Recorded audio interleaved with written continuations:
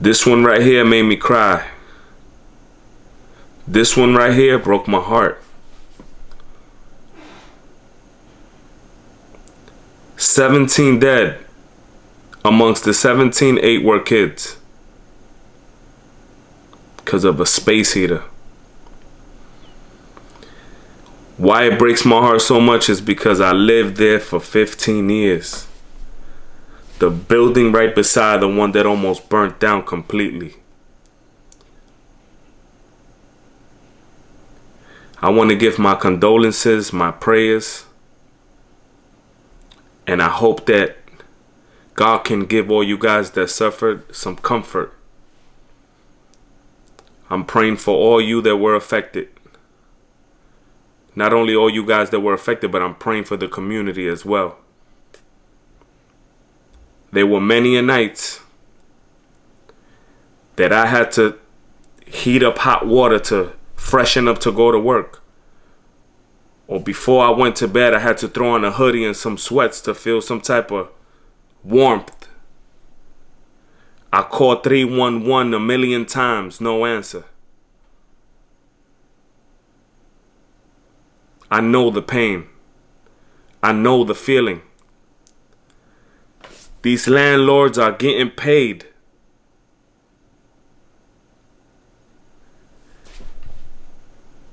But my message is to the mayor of New York, Mr. Adams, and the Bronx borough president. You saw that tragedy in our streets.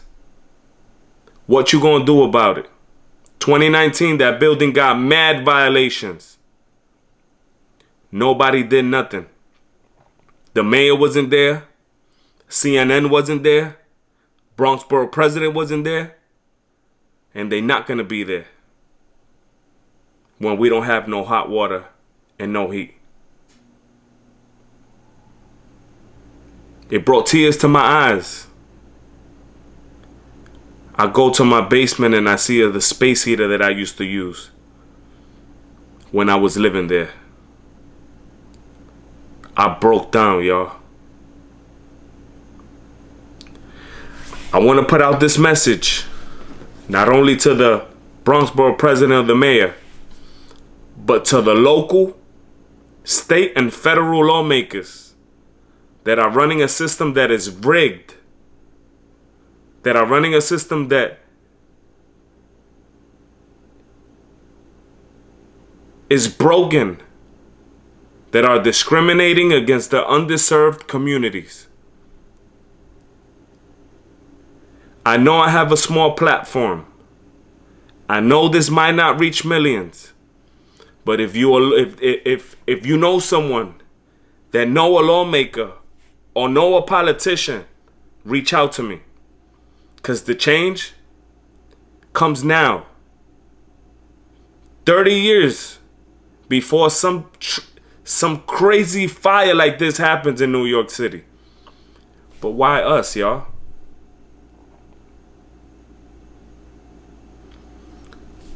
I'm sick and tired of listening and seeing these stories. But it hits way harder when you actually lived in that community.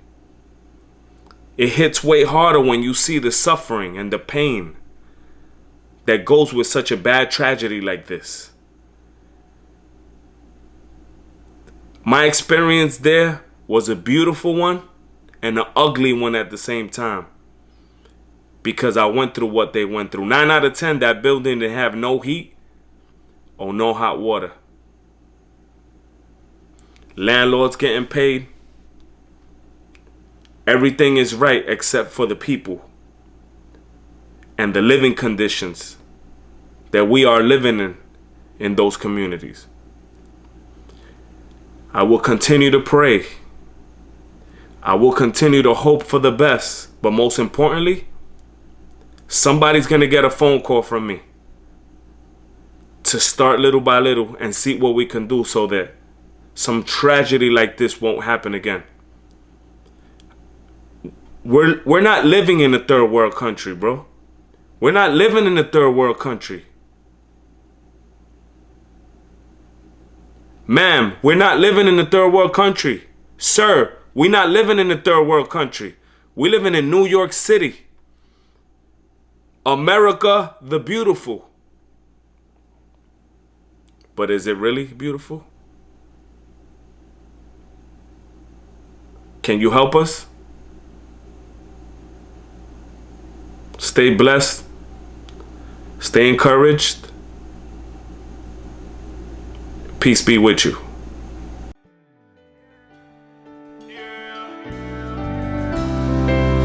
I kept trying, kept failing, game plan, kept changing, dreams fading, started hesitating, couldn't deal with the agitation, it only led to the aggravation of not having